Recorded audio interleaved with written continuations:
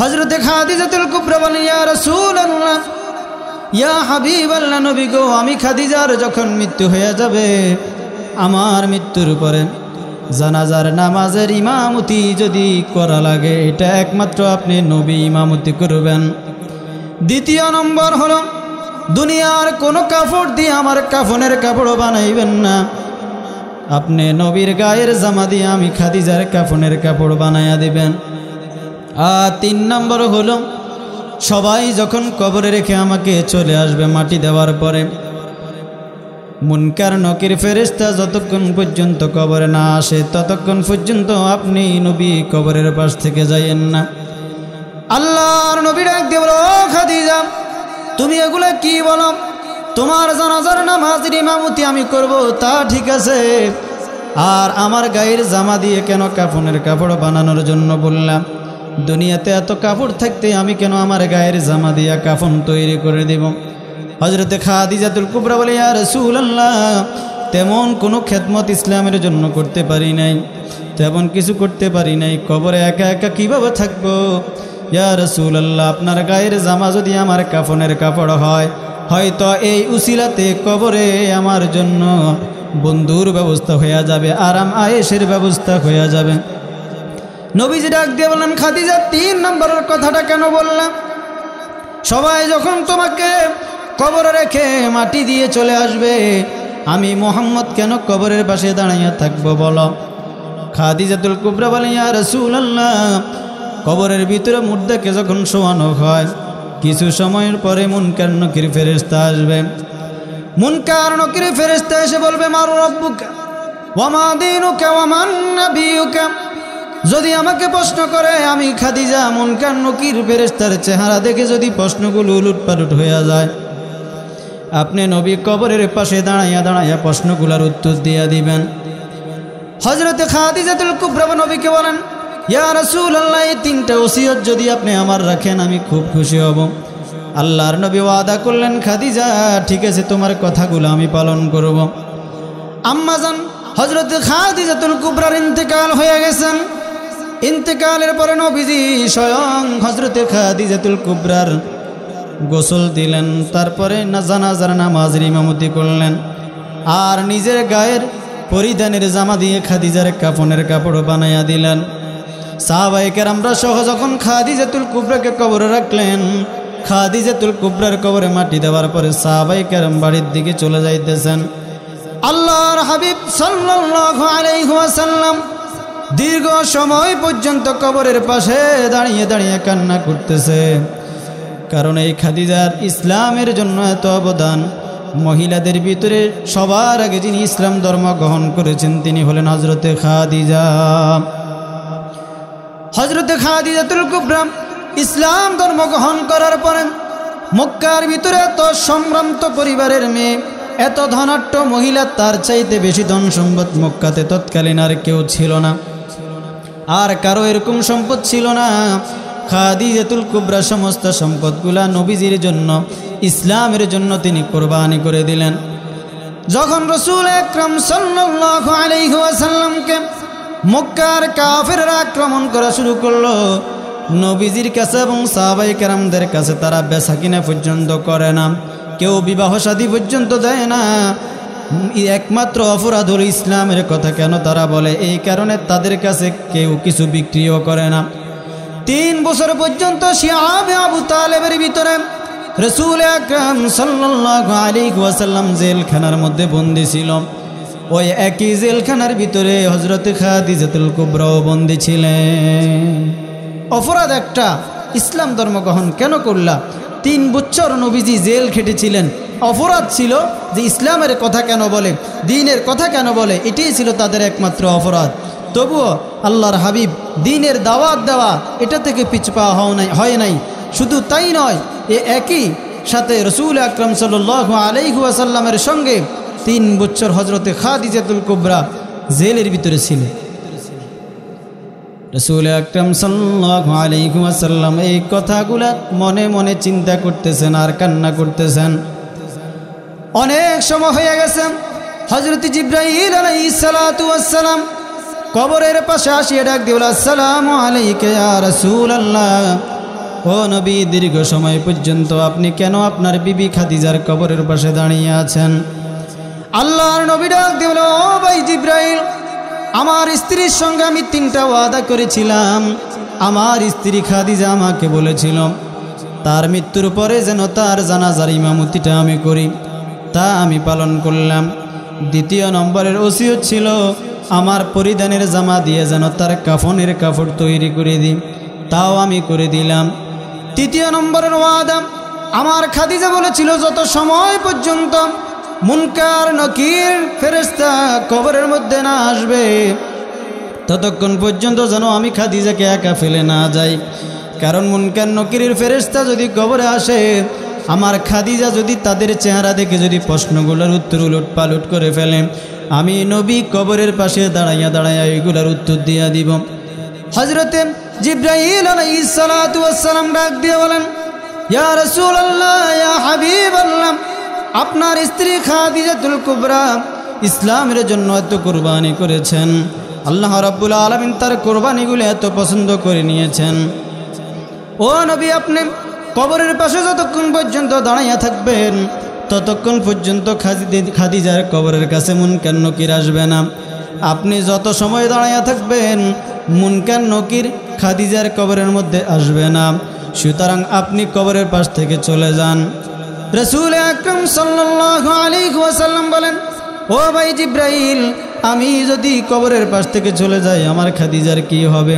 মুনকার নকির যখন আসবে, আমার খাদিজা যদি ঠিক মতো উত্তর না দিতে পারে, আমি তো খাদিজার সঙ্গে ওয়াদা করেছিলাম আমি কবরের পাশে দাঁড়াইয়া দাঁড়াইয়া উত্তরগুলা দিয়া দিব। হযরত জিবরাইল আলাইহিস সালাতু ওয়াস সালাম বলেন, ইয়া রাসূলুল্লাহ, ইয়া হাবিবাল্লাহ, খাদিজার কবরে মুনকার নকির ফেরেশতার প্রশ্নের উত্তরের কথা আপনার চিন্তা করার দরকার নাই। খাদিজার কবরে যদি মুনকার নকির ফেরেশতা তাকে প্রশ্ন করে, স্বয়ং রব্বুল আলামিন এই প্রশ্নগুলার উত্তর দিয়া দিবেন। ও মদিনার মাটি রে, সকল সুখ বুঝি তোর কপালে। ও মদিনার মাটি রে, সকল সুখ বুঝি তোর কপালে। ও মদিনার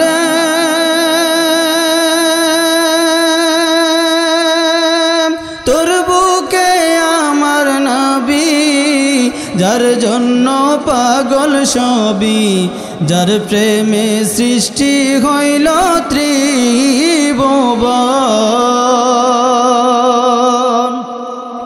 ও মদিনার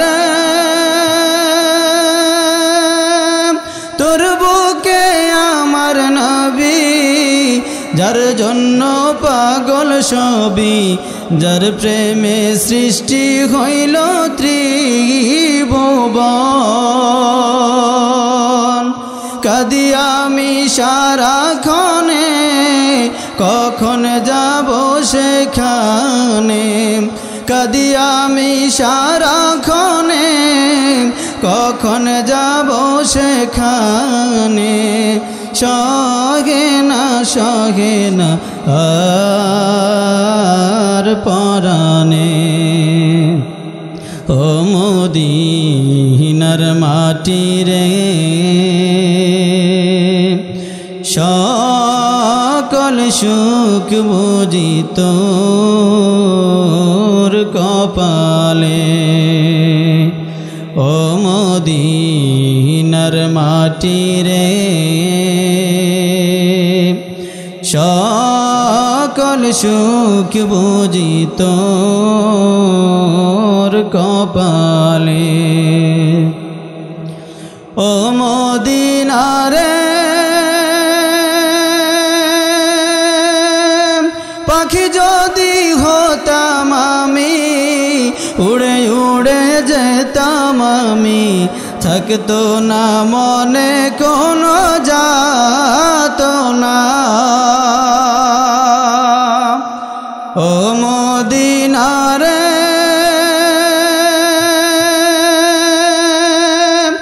পাখি যদি হতাম আমি, উড়ে উড়ে যেতাম আমি, থাকতো না মনে কোনো যাতনা। সাথে নাই টাকায় আমার, দেহে নাই পাখায় আমার, কেমনে কেমনে যাব সেখানে। ও মদিনার মাটি রে, সকল সুখ বুঝি তোর কপালে। ও মদিনার মাটি রে, সকল সুখ বুঝি তোর কপালে। اللهم صل على محمد وعلى آل محمد كما صليت على إبراهيم وعلى آل إبراهيم إنك حميد مجيد. اللهم بارك على محمد وعلى آل محمد كما باركت على إبراهيم وعلى آل إبراهيم إنك حميد مجيد. بلغ العلا بكماله، كشف الدجى بجماله، حسنت جميع خصاله، صلوا عليه وآله. যেমন তুমি দিলে জমিন, দিয়েছো আসমান, সুখের সমাজ গড়তে দিলে তেমনি কোরআন। তোমার দয়ায় ফুরান, দয়ায় ফুরান, দয়ায় ফুরান। বৃষ্টি ঢেলে দিলে তুমি সবুজ শ্যামল বুকে, কত কিছু দান করেছ নানান দুঃখে সুখে। দান করেছ যেমনি তুমি, দান করেছ তেমনি তুমি, জ্ঞান আর বিজ্ঞান।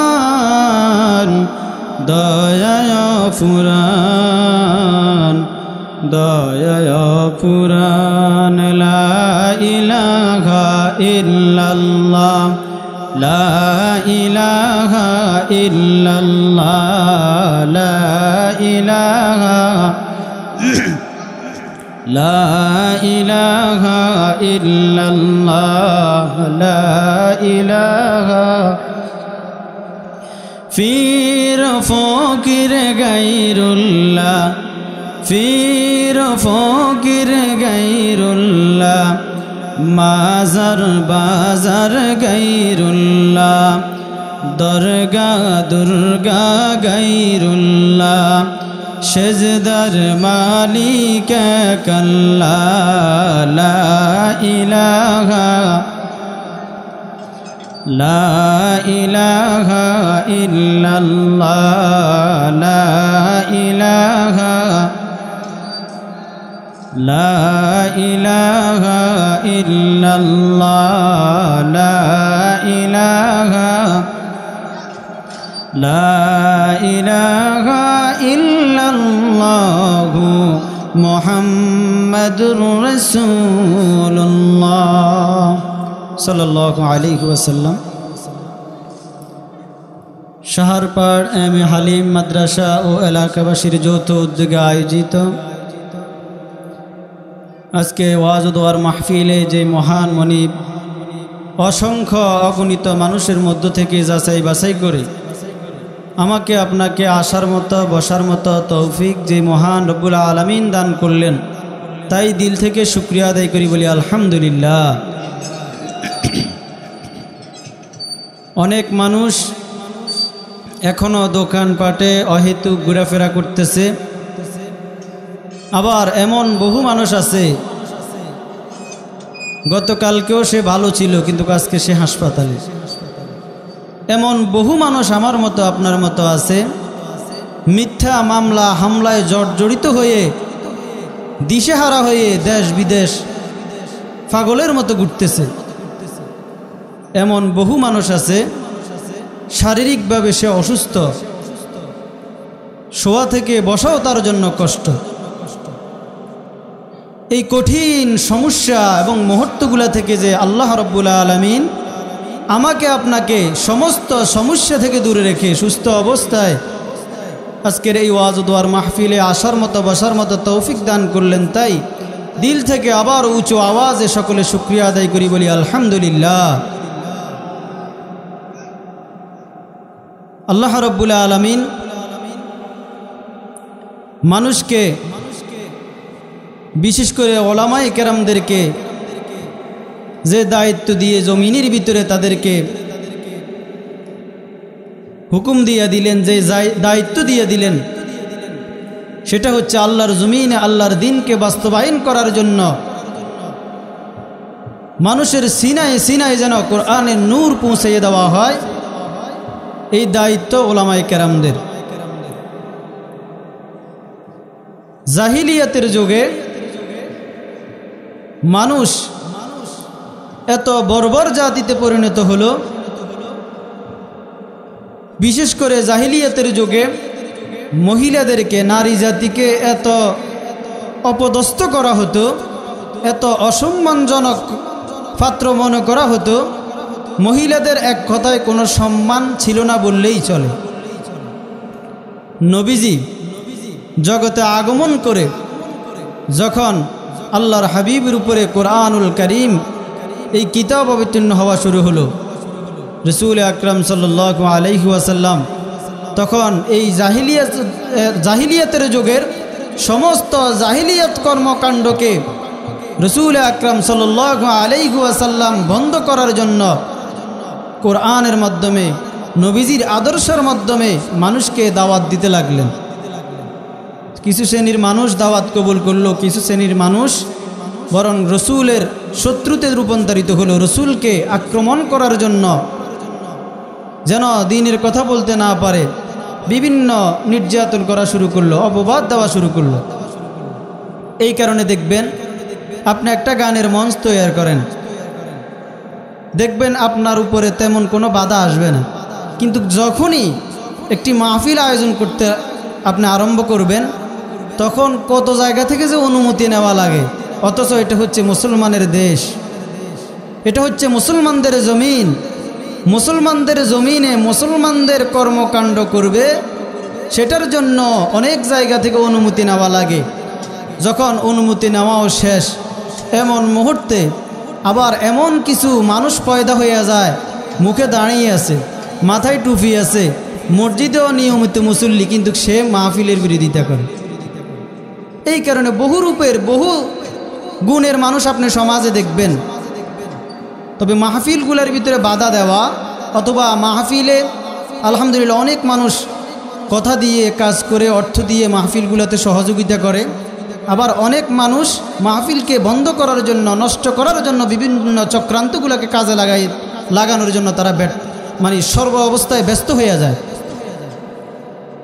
দিনী মাহফিলগুলা, দিনী আলোচনাগুলোর ভিতরে বাধা, এটা এখনকার যুগ হইতেছে এমনটা নয়। রাসূল আকরাম সাল্লাল্লাহু আলাইহি ওয়াসাল্লামের যুগ থেকে এটা শুরু হয়েছে। তবুও দাওয়াতের কাজ নবীজি বন্ধ করেন নাই।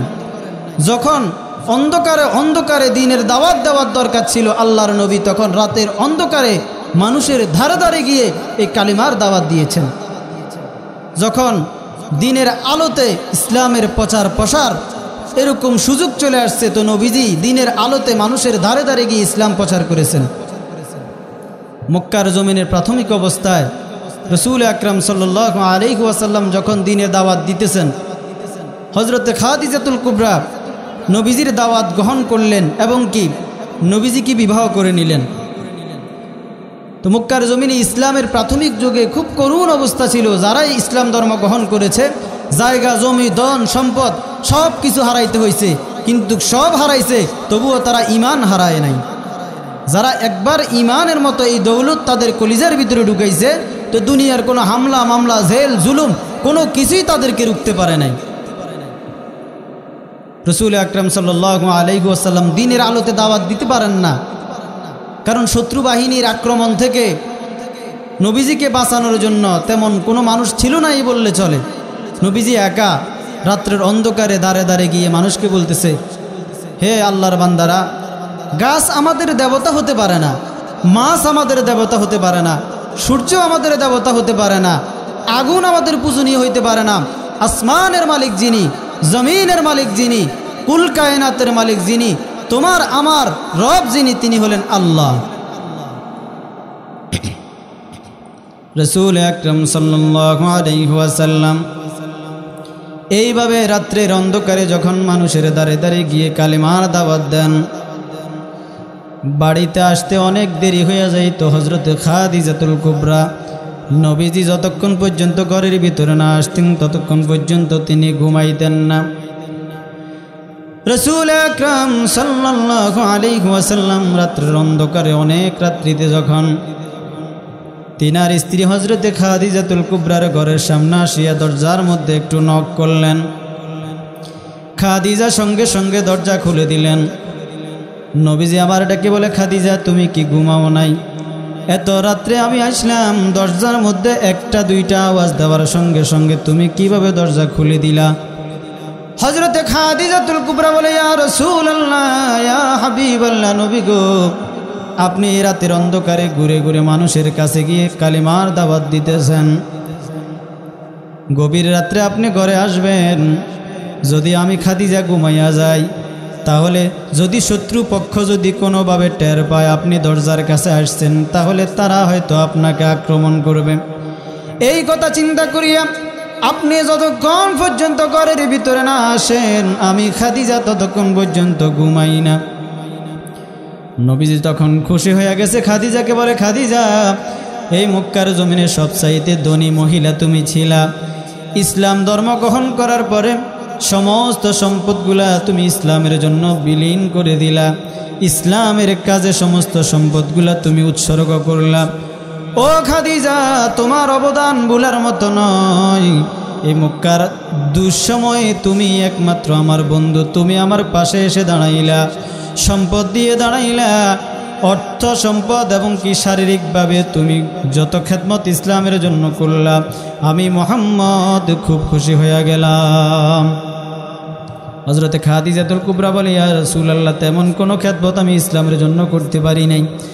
এই যে আপনি রাত্রের অন্ধকারে ঘুরে ঘুরে মানুষের মাঝে কালিমার দাওয়াত দিতেছেন, ওই তুলনায় আমি খাদিজা কিছুই তো করতে পারলাম না। এই কথা বলার পরে হযরতে খাদিজাতুল কুবরা কিছু সময়ের পরে কান্না শুরু করে দিলেন। রাসূল আকরাম সাল্লাল্লাহু আলাইহি ওয়াসাল্লাম খাদিজাকে বললেন, ও আমার খাদিজা, তুমি কেন কান্না করো? খাদিজা বলে, ইয়া রাসূলুল্লাহ, ইয়া হাবিবাল্লাহ, নবী গো, আমার শারীরিক অবস্থা বেশি ভালো নয়, আমার মন বলে আমি আর বেশি দিন বাঁচব না। ইয়া রাসূলুল্লাহ, ইয়া হাবিবাল্লাহ, নবী গো, আমি যদি মারা যাই, মৃত্যুর আগ মুহূর্তে আপনাকে আমি 3টা ওসিয়ত করে যেতে চাই, আপনি যদি আমার কথাগুলা রাখেন তাহলে আমি ধন্য হয়ে যাব। রাসূল আকরাম সাল্লাল্লাহু আলাইহি ওয়াসাল্লাম বলে, খাদিজা, তোমার কি 3টা কথা আমাকে বলো। হযরতে খাদিজাতুল কুবরা বলেন, ইয়া রাসূলুল্লাহ, ইয়া হাবিবাল্লাহ, নবী গো, আমি খাদিজার যখন মৃত্যু হয়ে যাবে, আমার মৃত্যুর পরে জানাজার নামাজের ইমামতি যদি করা লাগে, এটা একমাত্র আপনি নবী ইমামতি করবেন। দ্বিতীয় নম্বর হলো, দুনিয়ার কোনো কাপড় দিয়ে আমার কাফনের কাপড় বানাইবেন না, আপনি নবীর গায়ের জামা দিয়ে আমি খাদিজার কাফনের কাপড় বানাইয়া দিবেন। আর 3 নম্বর হলো, সবাই যখন কবরে রেখে আমাকে চলে আসবে মাটি দেওয়ার পরে, মুনকার নকির ফেরেশতা যতক্ষণ পর্যন্ত কবরে না আসে ততক্ষণ পর্যন্ত আপনি নবী কবরের পাশ থেকে যাইয়েন না। আল্লাহর নবী ডাক দিয়ে বলো, ও খাদিজা, তুমি এগুলো কি বলো? তোমার জানাজার নামাজের ইমামতি আমি করব, তা ঠিক আছে, আর আমার গায়ের জামা দিয়ে কেন কাফনের কাপড় বানানোর জন্য বললাম? দুনিয়াতে এত কাপড় থাকতে আমি কেন আমার গায়ের জামা দিয়ে কাফন তৈরি করে দেব? হযরতে খাদিজাতুল কুবরা বলে, ইয়া রাসূলুল্লাহ, তেমন কোনো খেদমত ইসলামের জন্য করতে পারি নাই, তেমন কিছু করতে পারি নাই, কবরে একা একা কীভাবে থাকবো? ইয়া রাসূলুল্লাহ, আপনার গায়ের জামা যদি আমার কাফনের কাপড় হয়, হয়তো এই উসিলাতে কবরে আমার জন্য বন্ধুর ব্যবস্থা হয়ে যাবে, আরাম আয়েশের ব্যবস্থা হয়ে যাবে। নবীজি ডাক দিয়ে বললেন, খাদিজা, 3 নম্বরের কথাটা কেন বললাম? সবাই যখন তোমাকে কবরে রেখে মাটি দিয়ে চলে আসবে, আমি মুহাম্মদ কেন কবরের পাশে দাঁড়াইয়া থাকবো বলো? খাদিজাতুল কুবরা বলেন, ইয়া রাসূলুল্লাহ, কবরের ভিতরে মুর্দাকে যখন শোয়ানো হয়, কিছু সময়ের পরে মুনকার নকির ফেরেশতা আসবে। মুনকার নকির ফেরেশতা এসে বলবে, মা রাব্বুকা ওয়া মা দীনুকা ওয়া মান নাবিয়ুকা। যদি আমাকে প্রশ্ন করে, আমি খাদিজা মুনকার নকির ফেরেশতার চেহারা দেখে যদি প্রশ্নগুলো উলটপালট হয়ে যায়, আপনি নবী কবরের পাশে দাঁড়াইয়া দাঁড়াইয়া প্রশ্নগুলোর উত্তর দিয়ে দিবেন। হযরতে খাদিজাতুল কুবরা নবীকে বলেন, ইয়া রাসূলুল্লাহ, এই 3টা ওসিয়ত যদি আপনি আমার রাখেন আমি খুব খুশি হব। আল্লাহর নবী ওয়াদা করলেন, খাদিজা ঠিক আছে, তোমার কথাগুলো আমি পালন করব। আম্মাজান হযরতে খাদিজাতুল কুবরার ইন্তেকাল হয়ে গেছেন। ইন্তেকালের পরে নবীজি স্বয়ং হযরতে খাদিজাতুল কুবরার গোসল দিলেন, তারপরে জানাজার নামাজের ইমামতি করলেন, আর নিজের গায়ের পরিধানের জামা দিয়ে খাদিজার কাফনের কাপড় বানাইয়া দিলেন। সাহাবায়ে কেরামরা সহ যখন খাদিজাতুল কুবরাকে কবরে রাখলেন, খাদিজাতুল কুবরার কবরে মাটি দেওয়ার পরে সাহাবায়ে কেরাম বাড়ির দিকে চলে যাইতেছেন। আল্লাহর হাবিব সাল্লাল্লাহু আলাইহি ওয়াসাল্লাম দীর্ঘ সময় পর্যন্ত কবরের পাশে দাঁড়িয়ে দাঁড়িয়ে কান্না করতেছে, কারণ এই খাদিজার ইসলামের জন্য এত অবদান। মহিলাদের ভিতরে সবার আগে যিনি ইসলাম ধর্ম গ্রহণ করেছেন তিনি হলেন হযরতে খাদিজা। হযরতে খাদিজাতুল কুবরা ইসলাম ধর্ম গ্রহণ করার পরে মক্কার ভিতরে এত সম্ভ্রান্ত পরিবারের মেয়ে, এত ধনাঢ্য মহিলা, তার চাইতে বেশি ধন সম্পদ মক্কাতে তৎকালীন আর কেউ ছিল না, আর কারো এরকম সম্পদ ছিল না। খাদিজাতুল কুবরা সমস্ত সম্পদগুলা নবীজির জন্য, ইসলামের জন্য তিনি কোরবানি করে দিলেন। যখন রাসূল আকরাম সাল্লাল্লাহু আলাইহি ওয়াসাল্লামকে মক্কার কাফেররা আক্রমণ করা শুরু করলো, নবীজির কাছে এবং সাহাবায়ে কেরামদের কাছে তারা বেচাকিনা পর্যন্ত করে না, কেউ বিবাহ শাদী পর্যন্ত দেয় না। একমাত্র অপরাধ হল ইসলামের কথা কেন তারা বলে, এই কারণে তাদের কাছে কেউ কিছু বিক্রিও করে না। 3 বছর পর্যন্ত শিয়াবে আবু তালেবের ভিতরে রাসূল আকরাম সাল্লাল্লাহু আলাইহি ওয়াসাল্লাম জেলখানার মধ্যে বন্দী ছিল। ওই একই জেলখানার ভিতরে হযরতে খাদিজাতুল কুবরাও বন্দী ছিলেন। অপরাধ একটা, ইসলাম ধর্ম গ্রহণ কেন করলা? 3 বছর নবীজি জেল খেটেছিলেন। অপরাধ ছিল যে ইসলামের কথা কেন বলে, দ্বীনের কথা কেন বলে, এটাই ছিল তাদের একমাত্র অপরাধ। তবুও আল্লাহর হাবিব দ্বীনের দাওয়াত দেওয়া, এটা থেকে পিছু পা হয় নাই। শুধু তাই নয়, এ একই সাথে রাসূল আকরাম সাল্লাল্লাহু আলাইহি ওয়াসাল্লামের সঙ্গে 3 বছর হযরতে খাদিজাতুল কুবরা জেলের ভিতরে ছিল। রাসূল আকরাম সাল্লাল্লাহু আলাইহি ওয়াসাল্লাম এই কথাগুলা মনে মনে চিন্তা করতেছেন আর কান্না করতেছেন। অনেক সময় হয়ে গেছে, হযরত জিবরাইল আলাইহিস সালাতু ওয়াস সালাম কবরের পাশে আসিয়ে ডাক দিল, আসসালামু আলাইকা ইয়া রাসূলুল্লাহ। ও নবী, দীর্ঘ সময় পর্যন্ত আপনি কেন আপনার বিবি খাদিজার কবরের পাশে দাঁড়িয়ে আছেন? আল্লাহর নবী ডাক দিল, ও ভাই জিবরাইল, আমার স্ত্রীর সঙ্গে আমি 3টা ওয়াদা করেছিলাম। আমার স্ত্রী খাদিজা আমাকে বলেছিল তার মৃত্যুর পরে যেন তার জানাজার ইমামতিটা আমি করি, তা আমি পালন করলাম। 2 নম্বরের ওসিয়ত ছিল আমার পরিধানের জামা দিয়ে যেন তার কাফনের কাপড় তৈরি করে দিই, তাও আমি করে দিলাম। 3 নম্বরের ওয়াদা, আমার খাদিজা বলেছিল যত সময় পর্যন্ত মুনকার নকির ফেরেশতা কবরের মধ্যে না আসবে ততক্ষণ পর্যন্ত যেন আমি খাদিজাকে একা ফেলে না যাই। কারণ মুনকার নকিরের ফেরেশতা যদি কবরে আসে, আমার খাদিজা যদি তাদের চেহারা দেখে যদি প্রশ্নগুলোর উত্তর উলট পালট করে ফেলে, আমি নবী কবরের পাশে দাঁড়াইয়া দাঁড়াইয়া এইগুলোর উত্তর দিয়া দিব। হযরতে জিবরাইল আলাইহিস সালাতু ওয়াস সালাম ডাক দিয়ে বলেন, ইয়া রাসূলুল্লাহ, ইয়া হাবিবাল্লাহ, আপনার স্ত্রী খাদিজাতুল কুবরা ইসলামের জন্য এত কুরবানি করেছেন, আল্লাহ রাব্বুল আলামিন তার কুরবানিগুলো এত পছন্দ করে নিয়েছেন। ও নবী, আপনি কবরের পাশে যতক্ষণ পর্যন্ত দাঁড়াইয়া থাকবেন ততক্ষণ পর্যন্ত খাদিজার কবরের কাছে মুনকার নকির আসবে না। আপনি যত সময় দাঁড়াইয়া থাকবেন মুনকার নকির খাদিজার কবরের মধ্যে আসবে না। সুতরাং আপনি কবরের পাশ থেকে চলে যান। রাসূল আকরাম সাল্লাল্লাহু আলাইহি ওয়াসাল্লাম বলেন, ও ভাই জিবরাইল, আমি যদি কবরের পাশ থেকে চলে যাই আমার খাদিজার কি হবে? মুনকার নকির যখন আসবে, আমার খাদিজা যদি ঠিক মতো উত্তর না দিতে পারে, আমি তো খাদিজার সঙ্গে ওয়াদা করেছিলাম আমি কবরের পাশে দাঁড়াইয়া দাঁড়াইয়া উত্তরগুলা দিয়া দিব।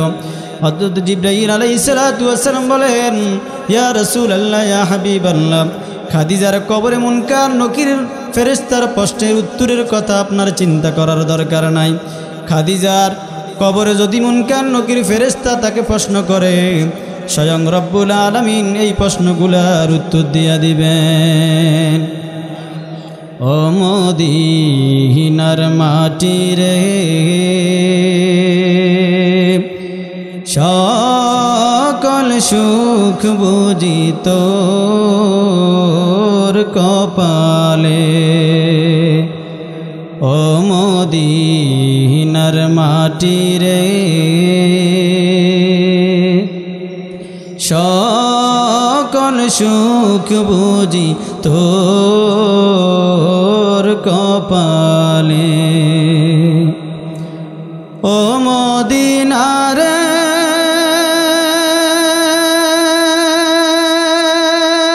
তোর বুকে আমার নবী, যার জন্য পাগল সবই, যার প্রেমে সৃষ্টি হইল ত্রিভুবন।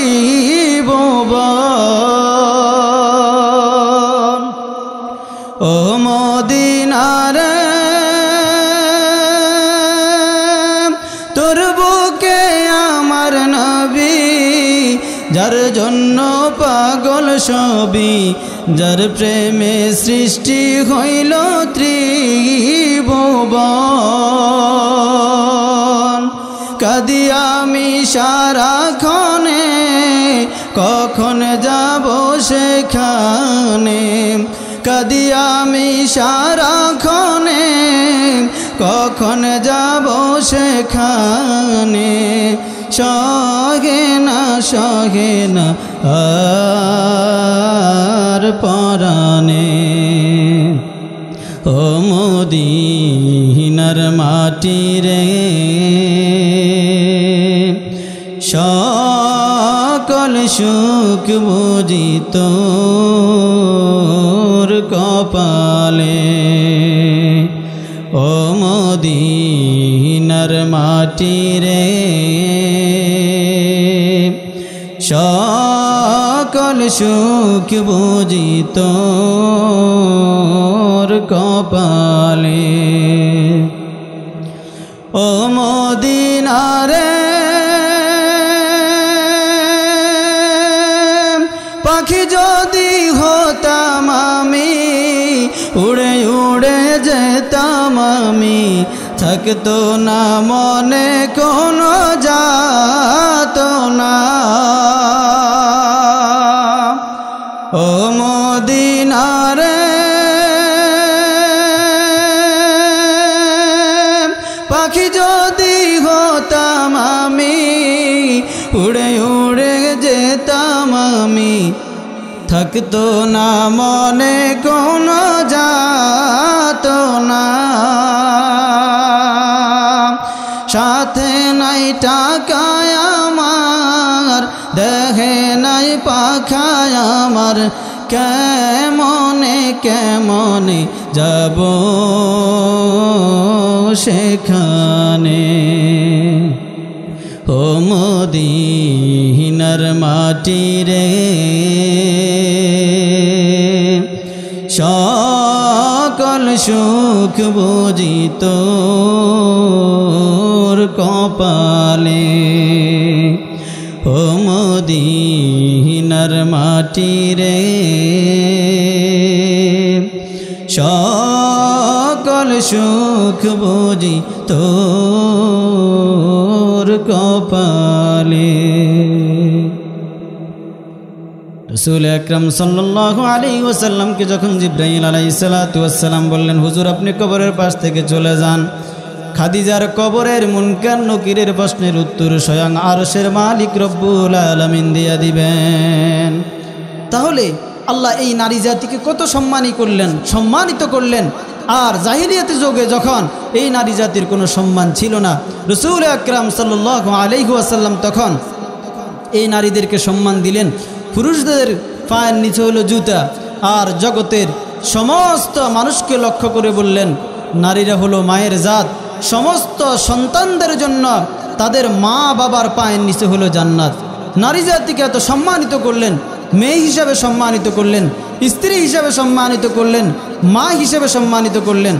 আজকে সেই মহিলারা তাদের সম্মান, অধিকাংশ মহিলা তাদের সম্মান তারা বজায় রাখতে পারে না। এই রমজান মাসকে উপলক্ষ করে মহিলারা বাজারে তো যাওয়াই যাবে না, দিনের বেলা রোজা রাখে আর রাত্রের বেলা মার্কেটগুলোতে মহিলায় ভর্তি থাকে। অথচ এই মহিলাদেরকে রাসূল আকরাম সাল্লাল্লাহু আলাইহি ওয়াসাল্লাম কেমন সম্মানের আসনে বসাইলেন। মক্কাতে যদি কারো মেয়ে হতো তো মেয়েগুলোকে তারা লানত মনে করত, গজব মনে করত।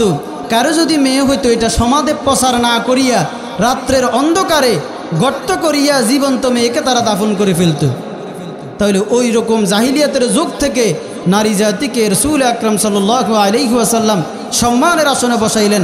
আল্লাহ কুরআনুল কারীমের ভিতরে বলতেছেন, ওয়াকরনা ফি বুয়ুতিকুন্না ওয়ালা তাবাররাজনা তাবাররুজাল জাহিলিয়াতিল উলা। রাসূল আকরাম সাল্লাল্লাহু আলাইহি ওয়াসাল্লামের মাধ্যমে আল্লাহ রাব্বুল আলামিন জগতের সমস্ত নারীদেরকে উদ্দেশ্য করে বললেন, তোমরা জাহিলিয়াতের যুগের মহিলাদের মতো চলাফেরা করিও না, তাদের মতো বেপর্দাহীনভাবে চলাফেরা করিও না। তোমাদের সৌন্দর্য, রূপ, লাবণ্য এগুলা বেপর্দা অন্য বেগানা পুরুষের সামনে তোমরা এগুলা খোলামেলাভাবে চলাফেরা করিও না। রাসূল আকরাম সাল্লাল্লাহু আলাইহি ওয়াসাল্লাম নারী জাতির কত দাম দিয়েছেন। নারী জাতি হলো মায়ের জাতি, এরা হলো সম্মানের পাত্র, এদেরকে থাকার জন্য বলা হয়েছে ঘরে। কিন্তু আজকে মেয়ে জাতি ঘরে না থাকিয়া দুই জায়গায় মহিলাদেরকে বেশি পাওয়া যায়। এক জায়গায় হলো বাজারে, আরেক জায়গায় হলো মাজারে, ঠিক কিনা? মহিলাদেরকে দুই জায়গায় বেশি পাওয়া যায় এখন। আল্লাহ বলছেন তোমরা ঘরে থাকো, কারণ তাদের দায়িত্ব হচ্ছে ঘর মেনটেন করা।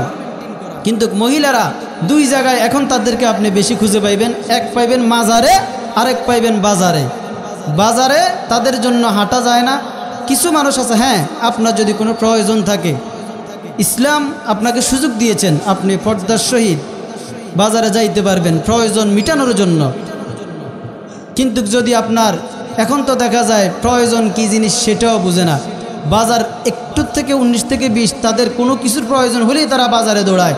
এইগুলো তো কোনো মুসলিম মহিলার কাজ হতে পারে না। রমজানের রোজা রাখা অবস্থায় দিনভরে রোজা রাখবে আর রাত্রের বেলা মার্কেটে অহরহ তাদের বিচরণ। এই সমস্ত কর্মকাণ্ড থেকে মহিলা জাতিকে যদি হেফাজত করা যায়, তাহলে এই প্রতিটা মহিলার গর্ভ থেকে হজরতে আব্দুল কাদের জিলানির মতো সন্তান জন্মগ্রহণ করবে, শাহজালালের মতো আল্লাহর ওলি পয়দা হবে, হজরতে খাজা মাইনুদ্দিন চিশতির মতো আল্লাহর ওলি পয়দা হবে। খাজা মাইনুদ্দিন চিশতির কথা কে না জানে? খাজা মাইনুদ্দিন চিশতি 1 কোটি মানুষকে কলমা পড়ে মুসলমান বানাইছেন, বলেন সুবহানাল্লাহ। এত বড় আল্লাহর ওলি ছিলেন। তো একদিন বসে বসে খাজা মাইনুদ্দিন নিজে নিজে মুস্কি মুস্কি হাসে। অনেক সময় দেখবেন কিছু মানুষ আছে একা একা বসে বসে হাসতেছে। তারা যদি জিজ্ঞেস করেন ভাই কেউ নাই পাশে, তুমি বসে বসে হাসতেছ, তখন সে হয়তো আপনাকে কোনো কিছু বলবে যে আমার একটা ঘটনা মনে পড়ছে, এই কারণে নিজে নিজে হাসতেছি। অনেক সময় এরকম মানুষ বিভিন্ন মজাদার ঘটনা, আনন্দদায়ক ঘটনাগুলা নিজে নিজে কল্পনা করে একা একা হাসে। তা হজরতে খাজা মাইনুদ্দিন চিশতি রহমতুল্লাহ আলাইহিও বসে বসে এরকম হাসতেছেন মুসকি মুসকি। এখন মা এটা ফলো করলেন, কি রে আমার সন্তান হাসে কেন? মা আসিয়ে ডাক দিয়ে বলে, বাবা মঈনুদ্দিন, ব্যাপার কি, একা একা তুমি বসে বসে হাসো কেন? খাজা মঈনুদ্দিন বলে, মা আমি কত ভাগ্যবান, আল্লাহ ইচ্ছে করলে আমার দ্বারা তো এত বিশাল খেদমত নিতেন নাও পারতেন, কিন্তু আল্লাহ যে আমাকে পছন্দ করছেন, মুসলমান হয়েছে। এখন মা শুধু তাই নয়, আমি মঈনুদ্দিন অনেক দিন যাবৎ দেখতেছি, আমি যদি পানির উপর দিয়ে হাঁটার ইচ্ছা করি তো আমার পায়ে পানি লাগে না, আমি পানির উপর দিয়ে হাঁটতে পারি। সুবহানাল্লাহ। এখন মঈনুদ্দিনের মা বলে, বাবা তুমি পানির উপর দিয়ে হাঁটতে পারো, এটার জন্য তুমি হাসতেছ? তোমার হাতে 1 কোটি মানুষ কলমা পড়ে মুসলমান হয়েছে, এই জন্য তুমি হাসতেছ? এই অবদানগুলো তো তোমার শুধু একা একা তোমার অবদান নয়, আমি মায়েরও অবদান আছে।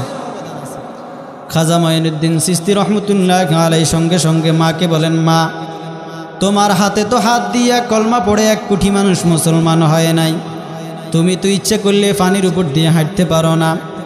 আমি মঈনুদ্দিনের হাতে কলমা পড়ে 1 কোটি মানুষ মুসলমান হয়েছে, আমি মঈনুদ্দিন পানির উপর দিয়ে হাঁটতে পারি, পানি আমার পায়ে লাগে না।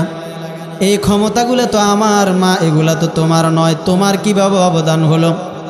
খাজা মঈনুদ্দিন চিশতি রহমতুল্লাহ আলাইহির মা ডাক দিয়ে বলে, বাবা তুমি যখন আমার গর্ভে ছিলা তখন থেকে আমি একটা আমল প্রতিনিয়ত করতাম। আমি যখন ঘরের জন্য রান্না পাকাইতাম, রান্না করার পূর্ব মুহূর্তে আমি মা ওযু করে নিতাম। তুমি ভূমিষ্ঠ হওয়ার পরে আমি মা কোরআন তেলাওয়াত ছাড়ি নাই, তুমি ভূমিষ্ঠ হওয়ার পরে আমি মা নাফাক অবস্থায় কোনোদিনও তোমার জন্য রান্না পাকাই নাই। যেই দিন আমি রান্না পাকাইতাম আমি পবিত্র হইয়া ওযু করে ওযুর সহিত তোমার জন্য খাওয়া পাকাইতাম। ওই হালাল খাদ্য, পবিত্র খাদ্য, ওযু দ্বারা যে খাদ্য পাকাইলাম, ওই খাদ্য যখন তোমার পেটের ভিতরে ঢুকছে, তোমার কলবটা নুরানি হইয়া গেছে, তোমার দেহটা হালাল খাদ্যের মাধ্যমে নুরানি হইয়া গেছে। এই কারণে আল্লাহ রাব্বুল আলামিন তোমাকে পানির উপর দিয়ে হাঁটার মতো ক্ষমতা দান করে দিয়েছেন। সুবহানাল্লাহ। তাহলে মায়ের কত, মা বলতেছে শুধু তুমি যে আল্লাহর ওলি হইছ, পানির উপর দিয়ে হাঁটতে পারো, এবং কি তোমার হাতে 1 কোটি মানুষ মুসলমান হয়েছে, শুধু তোমার অবদান এটা মনে করিও না। আমি মা যদি চরিত্রহীনা হইতাম তো তোমার মতো মঈনুদ্দিন আমার গর্ভে জন্মগ্রহণ করতো না।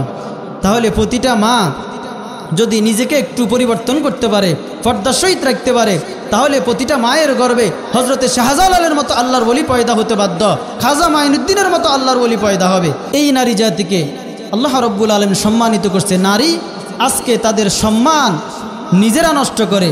আলহামদুলিল্লাহ, সব মহিলা একরকম নয়। অনেক মহিলা আছে কোরআন ও হাদিসের এই কথাগুলো শুনে নিজের জীবনকে আমল দিয়ে সাজানোর জন্য প্রতিনিয়ত তারা ব্যস্ত। এই কারণে মা যদি ভালো হয় তো সন্তান ভালো হবে, গাছ ভালো হলে ফলনও ভালো হয়। সুতরাং নারী জাতি যদি পর্দার ভিতরে ঢুকে যায়, তারা যদি তাদের কণ্ঠটা যদি পর্দা হয়, তাদের দেহ যদি পর্দা হয়, তো এই সমস্ত নারীর গর্ভ থেকে আল্লাহর ওলিগণের পয়দা হবে।